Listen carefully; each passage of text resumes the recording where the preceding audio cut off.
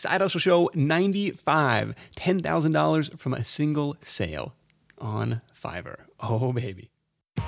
Welcome to the Side Hustle Show, where aspiring part-time entrepreneurs learn how to turn their side hustle dreams into reality. Because your 9 to 5 may make you a living, but your 5 to 9 makes you alive. And now, your host, Nick Loper.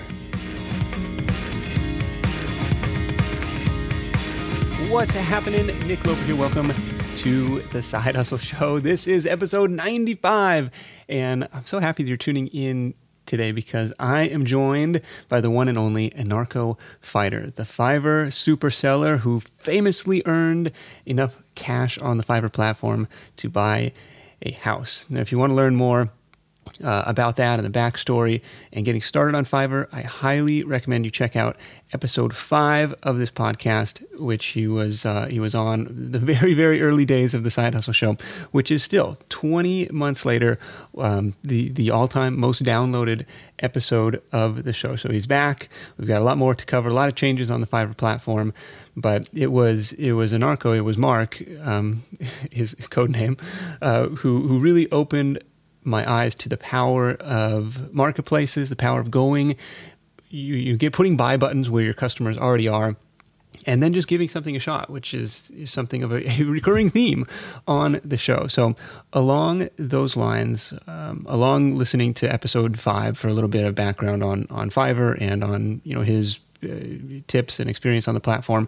Also worth listening to is episode 75, which is a recap of my first year on Fiverr as a seller, how I earned around $500 a month for my first 14 months on there, along with the best practices and ideas I have on how to move forward.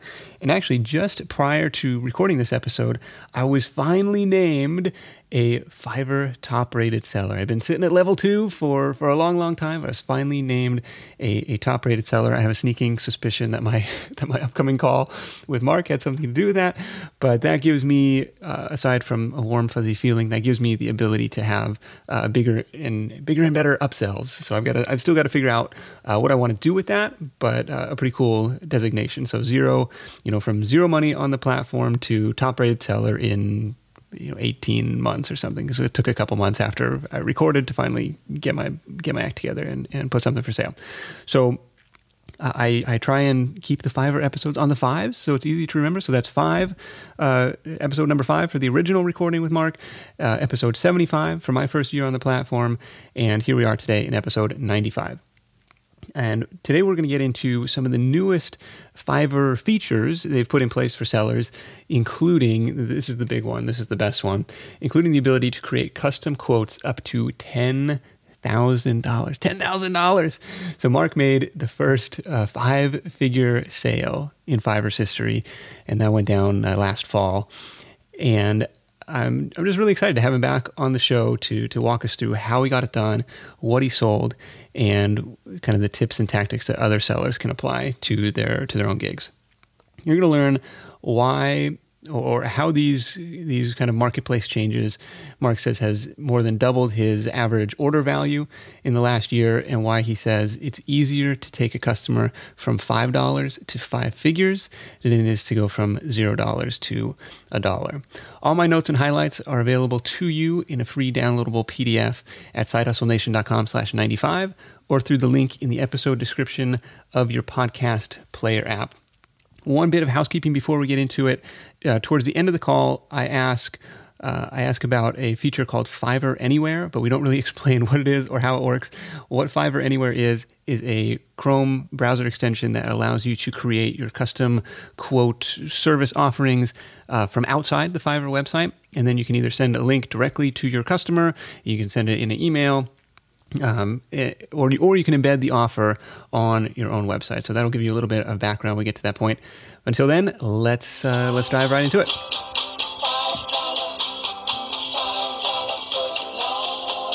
Hey, Mark, welcome back to the Side Hustle Show. Thanks for having me, Nick. Good to be here and good to speak with all of your listeners. This is going to be a good one. So, at the risk of not burying the lead, let's get to the story behind this $10,000 sale. You can sell a $10,000 thing on Fiverr. How did it work? Absolutely. It occurs to me that when we first talked, it had just been the case that levels had been expanded. And of course, levels first came out, this idea that you could sell more than just a basic $5 gig on Fiverr. That first happened in January of 2012, slightly before I got serious as a seller. So I came in there at that one point. I think change will be maybe a theme that we'll hear about today.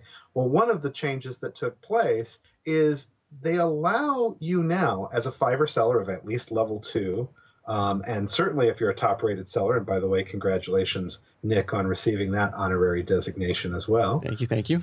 My pleasure.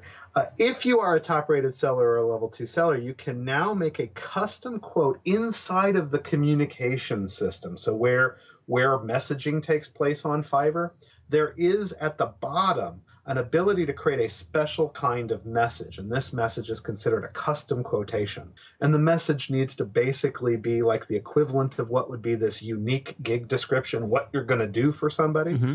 And then there's a fill-in-the-blank form, and one of the fill-in-the-blanks is the price, which means now you could actually sell something on Fiverr that's not in exactly $5 increments, right? You could sell something for $27 if you were so of a mind. And the upper limit of that, even for Fiverr super sellers, even for top-rated sellers, is $10,000. You can make a 5-figure sale on Fiverr. And so when I saw that feature came out, I had set a goal. I wanted to definitely be the first person to graduate somebody from a $5 introductory relationship with me to a 5-figure sale. Were you the first? And I'm going to claim that as far as we know, we'll be the first to publicly claim it. Awesome.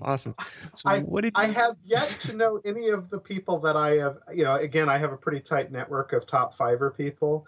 And there's always limits of what insiders can say. But out of all of the other top-rated sellers I hang with, no one else has shared with me that they've done it. Yeah, this makes a lot of sense because they're still going to make their commission on the sale, right? They're 20%. And so why don't they open this up to everybody? How come they're going to say you can only be level 2, which, by the way, is 50 sales over a 2-month period, yes? Right. I mean, we're talking about a barrier that's pretty small, and I think that's half of the reason why. I think the other reason why is it's about creating a sense of protection for buyers. And I think this is part of what makes Fiverr interesting. Fiverr is sort of an intersection between buyers and sellers. We talked about that in the last interview, how it is this gathering place, this meeting place between buyers and sellers. And so Fiverr has an unusual relationship that's sort of, you could say, mediated, is a mediating relationship or the like. They're sort of the judge and jury, right? All in one on both sides of this transaction. And so I would suggest to you that the reason it's good that they wait until somebody's a level 2 Fiverr seller is you don't want a buyer to be moved from some first-time person who may be doing some sort of elaborate scam, right? And being able to figure out a way to do that elaborate scam to the tune of 5 figures. Okay. You really want the sense. You want buyers to feel like people have been entrusted with this power and that we don't take it for granted. Sure. So what did you sell for 10K? Thank you. This was a copywriting package. And as you may know, copywriting is that kind of skill that a web page, a long copy sales page, or in this case, a video sales letter, very often can be and should be many thousands of dollars. And so the person still got quite a good discount relative to what top tier copywriters like myself would charge somebody to write if I found them through other mechanisms. Okay. But I had done some small. I did a small copy project for him after he bought a $5 product where he learned about my approach. I wrote a series of autoresponders for him. His autoresponder response at both click through and ultimately click to cash. His click to cash basically went up over 300%. He had made back his money from me on the very first email, right? Yeah. Right from the beginning. And one of the things that I do on Fiverr, and here's your advanced pro tip for upselling on Fiverr. The way that I like to think of going the extra mile for buyers on Fiverr is not about me just somehow delivering more of the same of what they've always ordered. I'm really rather jaded about that, because I think most people will assume that if I sold you 10 and I give you 12 or I give you 15, that I probably didn't actually go above and beyond. I probably just sandbagged my number on the offer. Okay. And so what I believe is above and beyond should look like above and beyond. But if you're really smart about it, it turns into the above and beyond sale as well. So while I was on his page, I said, here are 5 major conversion killing errors that I see on your sales process. And here's what I would do about the first 2 or 3 of them, because that's easy to explain. And I'll be transparent with you. For the last 2, there's no simple hack. You just really need to have a copywriter who isn't a hack. You need a tier 1 copywriter. Ask me how I know this. I know this because I am a tier 1 copywriter. Okay. And so this was beyond. So the gig was to write this autoresponder, and while you were doing that, you said, "Hey, by the way, the only way you can really, really crank up the conversions is if we fix this, this, and this on the sales page." Exactly. So, I can get more and more people to your page, but at some level, you're wasting some of those eyeballs because there are these conversion killers on the page. And then that becomes that's my view of what it means to deliver more than you offered, right? Does that make sense, Nick? Absolutely. And that kind of goes back to your point from last year on, thinking what else you could offer to this. Like, what else does this customer need? And, that's right. And how can you provide that? Okay. So saying, sorry, go ahead. No worries. And so after that, the natural kind of conversation took place, and I sent him some samples and I sent him some testimonials. It's another of the new changes that Fiverr has made for a lot of gigs that were not obvious and sort of geared towards their portfolio feature. And the portfolio feature for people new to Fiverr was this idea that if you had video product or you had image product, like covers, 3D covers for books, or maybe even I will draw you as a Star Wars chibi or something like that. These sort of graphic-oriented products, when somebody leaves their feedback, they can elect to allow that work that they purchased to be displayed in somebody's portfolio. Well, how do I, as a copywriter, utilize the portfolio to show people great emails I've written, right? It doesn't fit the mechanism. Yeah. So what they created was a new option whereby Fiverr sellers could create relatively small, I think they have to be like less than 5 pages, but a PDF document with sample work. And I'd like to talk a little bit later about the hack, the creative way I used that feature on Fiverr. But for now, suffice it to say, I sent this guy some examples of my work with some testimonials of specific work. And I always use that same line. Obviously, you've come to me through Fiverr, and the terms of service that I have committed to as an honorable person mean that I need to work with you on Fiverr. And so that unfortunately means for me that the most that I can, the largest service package that I can offer you is a $10,000 package. So even though this is a $20,000 copywriting package, if you came to me direct, I'm going to honor the commitments I've made and make this available to you for 10. Okay. So that's one way to position it as a discounted thing, or position it as a premium value. Right, as a premium value or a discount off of core service prices. Okay, I didn't know about this PDF portfolio thing. You got to get on that, Nick. Okay. And wait till I tell you my hack for that. You're gonna love it. Okay. Okay. So the whole point is, as I say, I used to have to be unable to help people like you who came to me through Fiverr, right? But now, thankfully, Fiverr's made a way. But the downside is they've put a ceiling on what I can charge you. But I don't put a ceiling on what I can deliver you. So here's the offer. Here's the package. You like all this language. I know you do, Craig. I love it. This is a professional copywriter talking. That's right. And so I laid out and it's a piece for a medical device. So, this is a market that's appropriate. I mean, this is a marketplace whereby when they sell, a few items, he doesn't have to sell 3 of his items to make back the money that that's the other part, is sort of understanding who your client is. You're going to need to match your offer level to the clients you bring. But this is what's exciting about Fiverr, right? You're just as likely to find a brand new person who's just started their business, and they're entrusting you with the entirety of their budget. $5, Mm-hmm. right? As you are to find a business that is a $5 million a year business who's just using Fiverr to find talent, and they're willing to pay you a whole lot more when you deliver on the little things. Yeah, that's something really important to remember. This is a top 100 website worldwide. You just never know who's going to be on there. I've met, $1 million coaches and, crazy, awesome entrepreneurs and friends, and you just never know who's on there. It's a really, really cool thing. And one of the reasons, like me as a buyer on Fiverr is looking for help on there is because I don't have a guy. I don't have a person for whatever talent or skill that I'm looking for.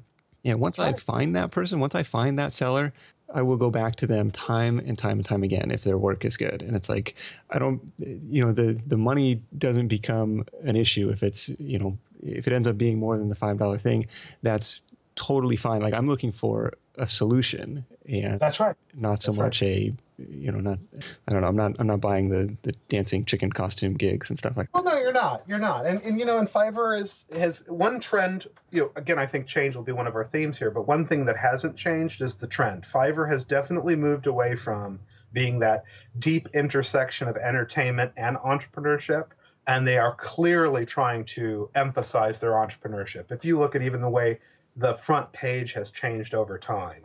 It used to be you could see anything on the front page, literally anything. Mm-hmm. And now you're going to see these boxes of fairly, let me not say anemic, but let's say fairly directed content. It looks very much like it's an entrepreneur's solution.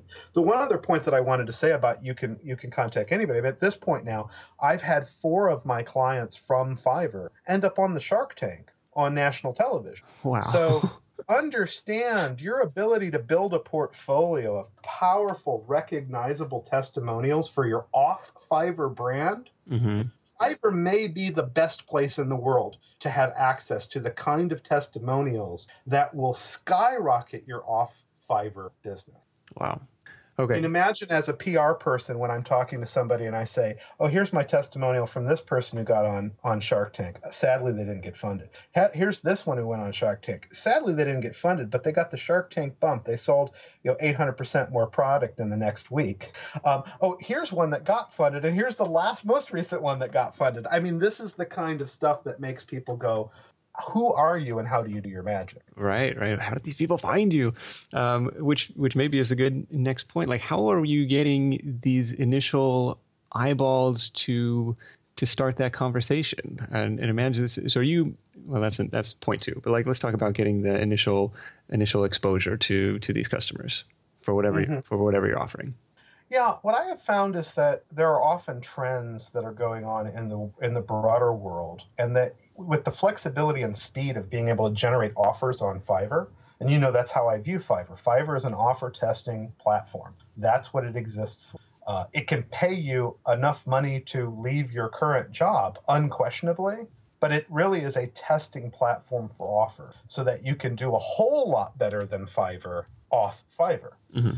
And what I find is there are certain times and trends. So, for example, in the past year, even 2 years, we've gone through a tremendous evolution and revolution of funding. So even though Fiverr, for example, and by the way, today is Fiverr's 5th birthday while we're recording this. Happy birthday, Fiverr. Happy birthday.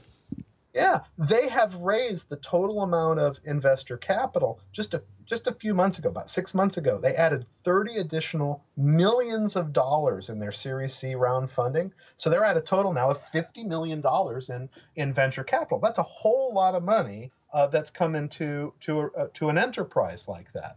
And the funny part is they've done that in the rather traditional way, but there's been a revolution and an evolution taking place simultaneously for sort of the rest of us, if you will, who aren't wanting to hang around with venture capitalists at that level, and that's crowdfunding. And so one of the things that I found is that crowdfunding has created tremendous amounts of interest and attention. So what one would do and what I would do would be to create crowdfunding related gigs around my core gigs. So my core competency being PR, or my core competency being copywriting, right? for example, let's take one that's not my core competence. Nick, I'm horrible at social media marketing, right? I don't get it. I don't do it right. And the fact of the matter is I'm too opinionated and I'm too happy to give my opinion to be a good social media marketer. With one exception, I suppose it's important in some social media marketing to be polarizing your audience. I can do that. I can polarize, but that's it, right? Okay. I'm just not good at social media marketing. So if somebody were really good at social media marketing, what I would suggest is not just get out there and say, "I'll help you with your social media marketing for $5," right? But get on top of one of these trends. So you help them say, you'll say something along the lines of, maximize, volumize, shoot you to the top of your crowdfunding campaign using, and I probably wouldn't even tell them what it is. I'd be extra vague. I would say using the power of people, right? Like, what does that mean, Nick, right? I don't even know. Because for $5, curiosity is enough to get somebody to say yes. And for the people for whom curiosity isn't enough, they're not the people you can elevate to the 5-figure sales. If $5 is a decision for them, they're not the kind of person who you're going to be able to upgrade to 5-figure. Okay. So going for trends, looking to sell shovels into that gold rush, crowdfunding being one of those gold rushes, smartphone apps being one of those gold rushes, Kindle publishing being one of those gold rushes. Okay. So looking for those. And let's dig in deeper, because it's not just, I don't want it to sound like the same information people have Googled for years.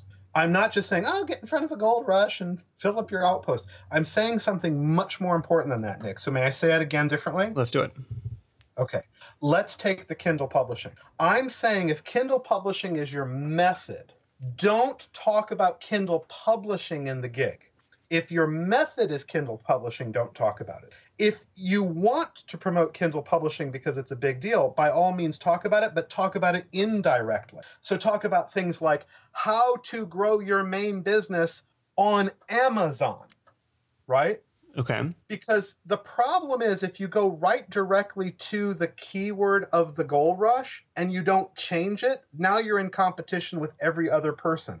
And there are enough sellers and enough gigs on Fiverr that somebody will, dare I say, prostitute themselves out for a whole lot less than you'd be willing to. That much. I'm a whore. I'm just an expensive one, Nick. Everyone has their price. That's right. That's exactly right. So the point is, what I would want to do with something like Kindle publishing is say, get paid to grow your business. For $5, I'll show you how to get paid to have more prospects in your. Now, what am I ultimately going to teach them? I'm going to teach them the idea that they put their products on Kindle Marketplace, they create their products in the right way, in the way that I teach them in what I'm delivering for $5. And that way is where you're basically creating a very well-crafted sales message inside of the product, everything we talked about in our first discussion, right, Nick? Mm-hmm, mm-hmm. And then you're saying, and you plus it by putting it on the Amazon marketplace. Why? Because Amazon sells more things than all of the rest of us will ever combine. Right. Kidding. It's the same thing as leveraging, these built-in marketplaces like Fiverr. Go to where the buyers already are. That's right. That's where they are. And you know what else? More than that, Amazon has so many people's credit cards on file. If you realized how easy it was for somebody to spend money with you on Amazon, you would be there. Okay, so it would be so the gig would not be. Trends and you flip it. Go ahead, Nick. So rather than doing a gig like I will design your Kindle book cover, or I will write the killer book description for your Kindle book, it would be something more along the lines like something bigger, something more grandiose. Like I will, like you said, I will show you how to, grow your offline business through the power of Amazon or something. Yes, how to have Amazon send you, send people to your pizza place or whatever. But yeah, exactly correct. That kind of idea. And then you got to come up with how to deliver. To say, I don't know how that's possible. And you know what? I'm the kind of person where for $5, I'm willing to pay to find out. Okay. That's like you said, the curiosity has got to be enough to get people to say yes. Otherwise, those are not the kind of customers that you're looking for. Yep. And this is actually a good point to talk about how I use that FAQ, that PDF portfolio. May I share that now? Yeah, let's hear it. So how I use it is I created an FAQ document in a PDF. So what I did is I took frequently asked questions. Now, were they in fact frequently asked questions? Largely, yes. Were they all frequently asked questions? Absolutely not. They were just the ones that I wanted to answer because it served me to do so. Fair enough. So, for example, one of the questions that I would frequently get, because I make these increasingly vague gig descriptions on my various test offer accounts, right? Because I make these vague kinds of gigs, the number one question I always get, what is this all about? Right? It's sort of the natural response to somebody who's curious. So in my FAQ, it says, I have committed, 18 pages, 12,000 words to making it what it is. So the best explanation of this gig is for you to buy it. And the good news is it's completely and totally guaranteed. But if I were to try to explain it to you one for one, I'd be wasting both of our time. So what I would prefer to ask is if you're at all interested, buy it. If it's not for you, let me know and I'll refund it. So I used the portfolio page, this PDF examples of work, and I turned it actually into a long form sales page by asking and answering questions. My questions basically pretty much always end with, so go ahead and purchase with confidence, right? Right, exactly. Some call to action. Call to action, repeated call to action. And by the way, sometimes I've also, in this document, I've referred to, if you were hoping that this gig did this, that's actually contained in these extras. So let me recommend you buy the extra.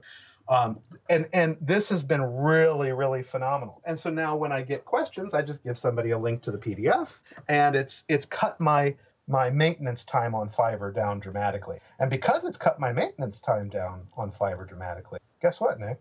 My average unit per sale has gone up rather dramatically, gone up over 100%. Wow, that's awesome. So I think last year you're saying the average order was $25 or $20 or $30, and it's doubled. $30. And now I'm well over $50 on an average gig order each and every time. Of course, it doesn't take many $10,000 orders to wipe out a lot of $5 ones, does it? Yeah, that'll help your average out for sure. So I'm on one of your gigs. Where do I see the PDF, or do I have to send you a message first? You would see it. I just happen to, I'm in the middle of, because of our theme, I'm in the middle of changing some of the language on my gigs to conform with the newest terms of service. So the two where you would have seen that on the AnarchoFighter account, you won't see right now because they're suspended. Okay. But if it wouldn't hurt the recording, I can actually send it to you in real time via Skype, or would that hurt the recording? Let's do it after the fact, and we'll put it in the show notes or something. Yeah. Please let everyone get a copy of it so they can see an example of this constant closing.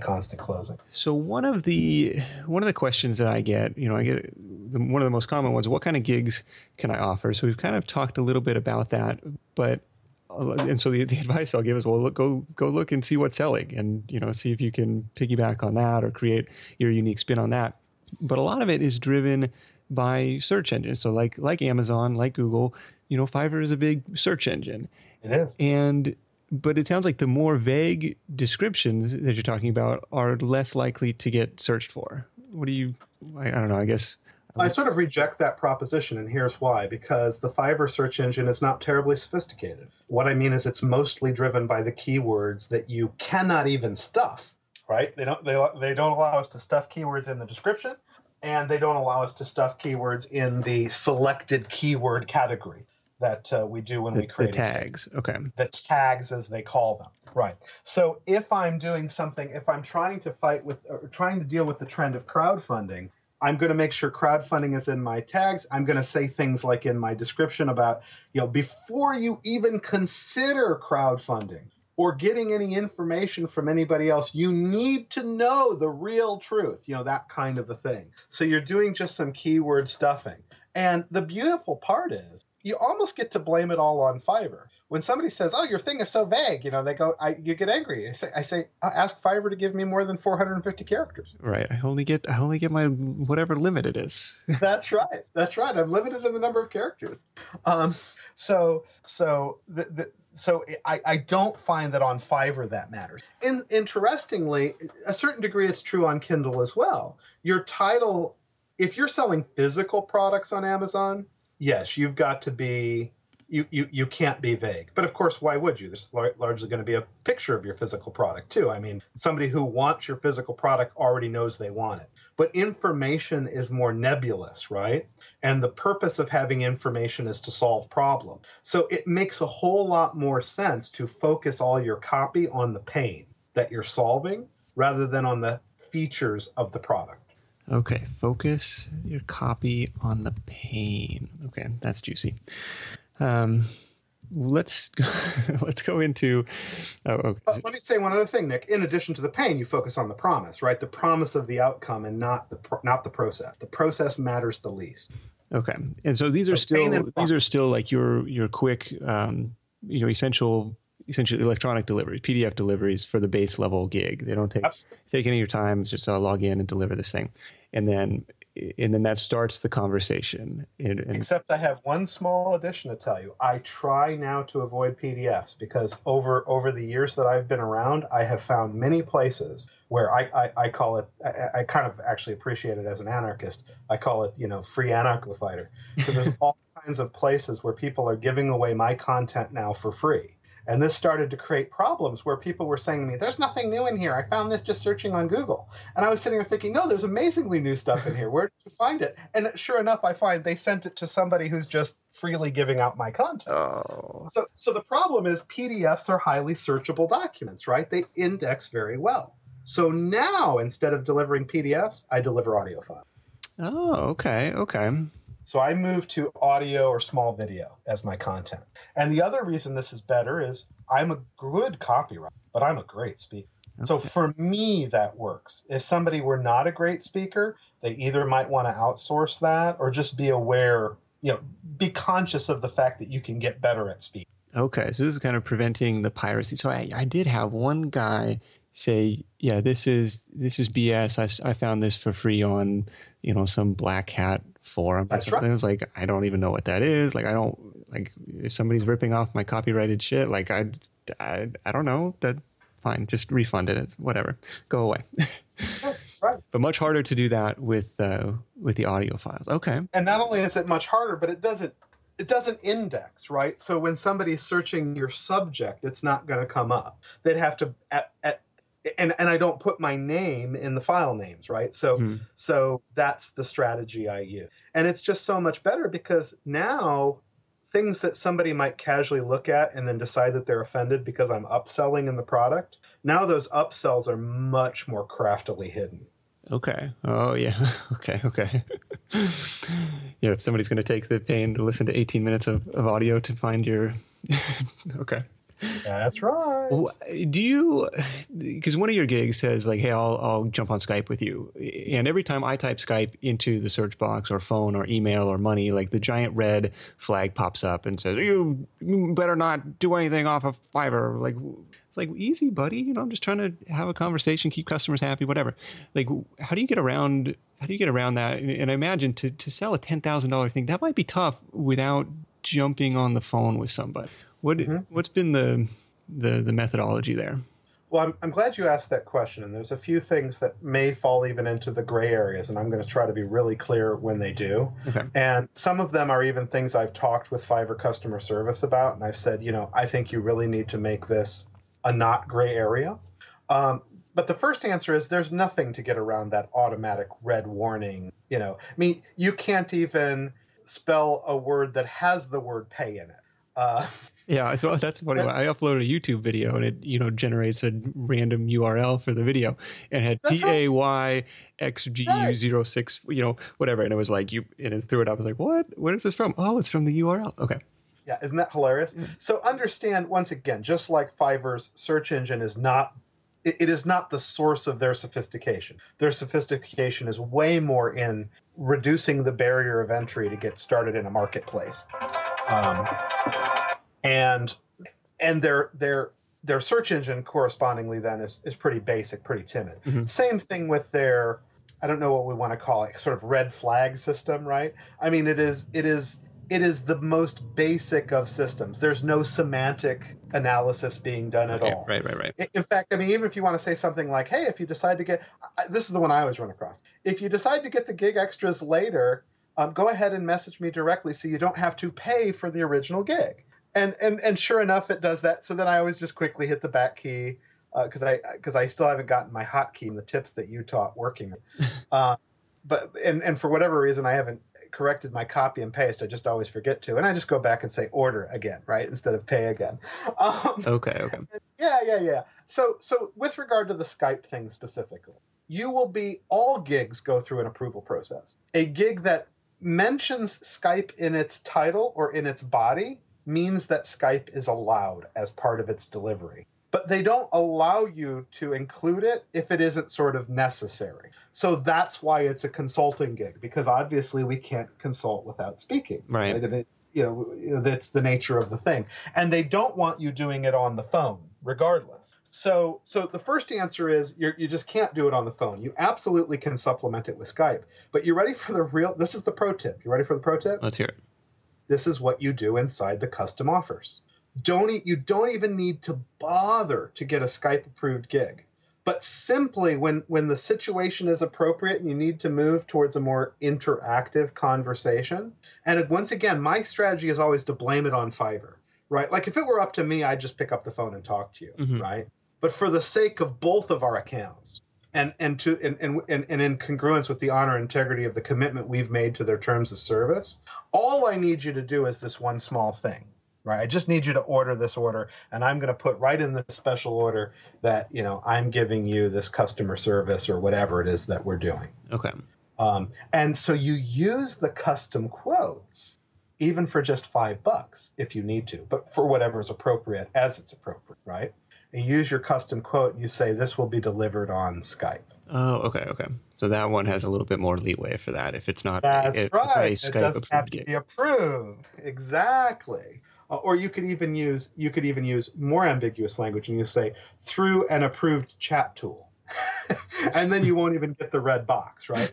Now, the one that I told you I told you I was going to give you a gray area. I have taken to using my Basecamp. I have a Basecamp account, which is effectively a project management and collaboration management platform. And the thing about Fiverr is they're very ambiguous while being sort of simultaneously clear, because they'll say things like, you can reference your YouTube page on Fiverr, but you can't reference anything that brings somebody directly to you. So you can't reference your email, your phone number, etc. But you can reference your Google YouTube account. So I've asked Fiverr people things like, well, can I reference my Google phone number? It's not mine, right? I got a no to that. No, that's not allowed. Yeah, Yeah, I don't know. Like in my YouTube deliveries, I'll just put in the first line of the description, like my URL. And so if I'm not directing people there, I'm not asking people to go there, but if they want to, click the link, then they're more than welcome to. Yeah, and again, it's not even a gray area. You can give YouTube links. You can give Flickr account links. There are just a few things that have been expressly identified that you can do, and almost everything is expressly disallowed, okay? So the one that I went to is I said, well, can I invite people to my Basecamp? Because when I invite them to my Basecamp, we can have an interaction, but there's no actual transfer of private information. Their information stays private. My information stays private. But thankfully, Basecamp sends them emails, and they send them emails, frankly, much more reliably than emails from Fiverr gets through. Okay. And that's my one gray area, and it's worked really, really well for me. And I've actually been thinking about how to hack this even further and, in a sense, create a community on Basecamp by just adding more and more people to the same Basecamp. And this would only be people that I've invited in from Fiverr, and almost treat it like a membership mastermind group. Okay, so Basecamp they gave the thumbs up for that. They gave the approval. Yeah, I got the thumbs up for Basecamp. Yep. Okay, I wonder if any of the free project managements like the Asanas or the Podios of the world would be similarly approved. Absolutely great question, and certainly worthy of somebody to do it. I mean, I'm only on the paid platform not because it's any better, but because the one I learned on, and the relearning time is not worth the reduction of $100 a month expense. Yeah. Okay. How about some of the changes? So we talked about the custom order thing, which I think is the biggest thing that Fiverr's got going for it. It's like, hey, you can quote any project up to $10,000. Some strategies on how to start that conversation, move people into some of those higher value things. increasing the average order value and how that the effect that that's had. You're still doing kind of the database marketing that you talked about. Well, who have I sold to? Who hasn't bought the extras? What else can I get going on that stuff? I'm doing a whole lot less of the windows of opportunity in general, mostly because I've gotten a whole lot better at making the products themselves move. So I've been able to back away from sort of doing the outside analysis, the CRM type analysis. Okay. For people who are getting set up, like, so the first race is to get your first 10 sales so you can become level 1, and then you get your first 50 sales and then you become level 2. Like, how about setting that seller account up for success? There's some new features, or some, like, how to hit the ground running and make those initial sales. Absolutely. Fiverr has become aware of some of the strategies people used to be using, such as just sort of sharing initial orders, and they've made those things expressly violations of the terms of service. If you try to go get your initial sales by talking in the Fiverr forums, you are talking into the winds. And not only that, but they're awfully howly winds, because far too many people are doing the same thing. Okay. I really recommend that you do is you find another existing forum that is relevant to the kinds of subjects or content that you're going to be willing to deliver services or information on. Make sure that it's a forum where at the very least you can have a signature file. Even better, it's when there either is an area for direct promotion or that you can do some indirect promotion. And what I like to do is say, hey, I'm about to make an offer on Fiverr. And I just blatantly tell people, it's very important for what goes on at Fiverr that I get 10 positive reviews very quickly. If I meet you off of Fiverr, I can know you. That's okay. If I meet you on Fiverr, I can't know you. So what I would ask is that you go on, you make this order, and what I'm going to do is I'm going to give you the upgrade for free. So you order for $5, and I'm going to give you my $25 offer.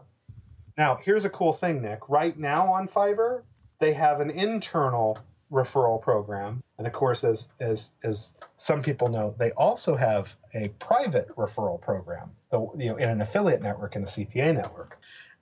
If somebody is not yet a member of Fiverr and you can move them over there and get them, instead of ordering your $5 gig, just ask them to order your $10. No, you can't have that until you've got level 1, right? Okay. So there isn't a $10 sale until you're level 1. So you would do this on your way to level 2. But you say, hey, if you buy my $10 gig, I'll give you my $25 gig value kind of thing. Okay. But here's the cool part. If you do that and they are new to Fiverr, not only will you get your $8 from the $10 order, because Fiverr is going to take its 20%, right? Mm-hmm. Not only will you get that, but you'll actually be paid from their affiliate program a whole lot more money than even the $10. Right. In fact, you'll recover the entirety of your work. Yeah, and you can set it up one of two ways, right? Through their internal program that you mentioned. Is like, I think if the buyer is new to Fiverr, they're going to get their first gig free, and we'll link that up in the show notes. And so or their first $5 gig free, and then you get, after they spend a certain amount, you get, I think, a $10 bounty or something. So a little bit weird. Or you can go through their new program with link share, which I just discovered this week, and I think they'll give you $14 when that new customer makes their first purchase. So again, right. If you can make your $8 on the gig sale plus 14 on the back end, and you're sitting pretty if you can help get them new business. That's right. And you can do that because you're bringing them the traffic. So you have a pre-existing relationship. You're not violating the terms of service. Right. Okay, so that's some way to get some initial eyeballs, get those initial sales and initial feedback going. Recently, they switched from the thumbs up, thumbs down rating system, kind of pass fail, to the more Amazon style kind of 5-star, the 5-star rating system. And yes, which they call the advanced rating system, and I call it, the initials of which are ARS, and that's what it is. It's a pain in my arse. Yeah, I don't know. I haven't had as big of a deal with it. I kind of read some of the initial shock and stuff as people saying, I don't know. I just had to change so in the delivery script of every gig, sure. I'll put, if you found this valuable, please be sure to leave thumbs up here on Fiverr. So instead of that, just if you found this valuable, please be sure to leave a 5-star rating here on Fiverr. And have had, the occasional 3 or 4-star people, but not not horrible? Like, are you seeing some backlash? Here's the funny thing, and it's important to remember that at the core, I'm an activist, so I care as much about what is right as I care about what works. I am also a pragmatist, so I do care about what works. And the fact of the matter is, my reaction to the advanced rating system is an overreaction. That's the absolute truth. Even when I've had some bad ratings that took me a while to get rid of, and believe you me, I get rid of them by every means necessary. Just by pushing them down the page, or by refunding the gig, or what? Mostly by refunding, and mostly by, I will just bribe the heck out of them until they finally agree. Okay. So those are the methodologies. Primarily. Because that one, it's not worth the $5 to have that one bad mark on your resume. Future $5 sales, or how many future sales is that going to cost you? That's right. Any other? So what's the Fiverr Anywhere thing that I've seen? Like, you can embed this on your own site if you want. Like, why would you? I guess just for the sake of payment processing, rather than selling somebody directly. What's the advantage of that? Well, the advantage of it, the clearest advantage, is that it's a way for you to utilize the Fiverr platform without having somebody first be exposed to all the Fiverr distraction.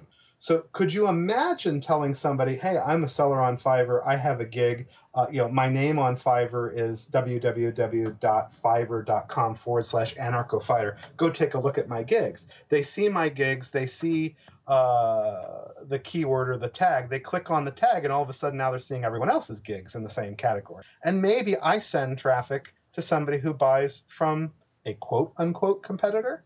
Mm-hmm. But if I'm using the Fiverr Anywhere tool, I can say, hey, I'm so glad you mentioned that. I have exactly the service that can help you with this. And so now you're kind of keeping them out of some of the more aggressive sub-marketing within Fiverr. Not all of it, but much of it. Okay, so it's your chance to kind of bring people from your own marketing, your own platform. The second advantage, Nick, is that you can grow as a online marketer yourself. So if you remember in our first conversation, we talked about how all online businesses have 4 Ps. They have to have people or prospects. They have to have persuasion or good copy. They have to have a product, something that you offer, and you need a platform, which is all the rest of the stuff that helps move money from your prospect to your pocket. And so in this way, if you're ready to start building your own website or building your own blog, and be blogging on a regular basis, but you're not yet ready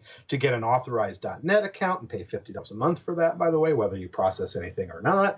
You're not yet ready to get a shopping cart program, which you may have to pay monthly for, or you may be sad that you bought it when you grow big enough. In a sense, you can use Fiverr as like training wheels on your own beginning emerging platform until you're ready to really replace it. Okay, no, that makes sense. Yeah, because it was like, especially in the case of the $10,000 deal, like I'm paying a $2,000 commission on this, and if that was somebody I knew initially, like through my own efforts, if they came through Side Hustle Nation, like I would strongly prefer to not pay that $1,000 commission. Sure, you'd also like that other $2,000, no question. Yeah, awesome. Any other tips related to the recent changes, or kind of how to get more, exposure or optimization on the platform? Absolutely. And the biggest tip is the same one I hope that I said in the first interview, which is that the secret to success on Fiverr is to be here a year from now. The only addition I now make to that is a year from now it will be different. And this too will pass. And things will be better and things will be a little bit worse. But overall, there just is no shorter barrier of entry for somebody to have a seriously growable business online than Fiverr.com. I love it. It's been a fun platform, fun place of experimentation for me, and learning from all your tricks and hacks. And now I got a few more things I can add to my add to my from it. So thank you so much for joining me. And I know this will be a popular one. We'll have all the notes and links and everything, and you can check out all the gigs at fiverr.com/AnarchoFighter. And we'll talk to you soon. Cheers. Bye for now. This edition of the Side Hustle Show is brought to you with promotional consideration from Fiverr. Who else? Remember the affiliate program, the referral program we were talking about? Well, first-time Fiverr customers listening to the show can get a free gig when they go through sidehustlenation.com/Fiverr. That's Fiverr with 2 R's, Fiverr. Use it to check out some of Mark's gigs, which would be a nice way to say thank you for dropping so much value on us. Or use it to get some help with your side hustle. Maybe that's an ebook cover, some graphics work. I've used Fiverr for article writing, WordPress support, whatever you may need. There's probably somebody who can help you out over there. Again, that's a free gig offer for first-time Fiverr customers at sidehustlenation.com/Fiverr. What do you think? Do you think the prospect of a $10,000 sale put Fiverr in a new light for you? Is it back on your side hustle radar?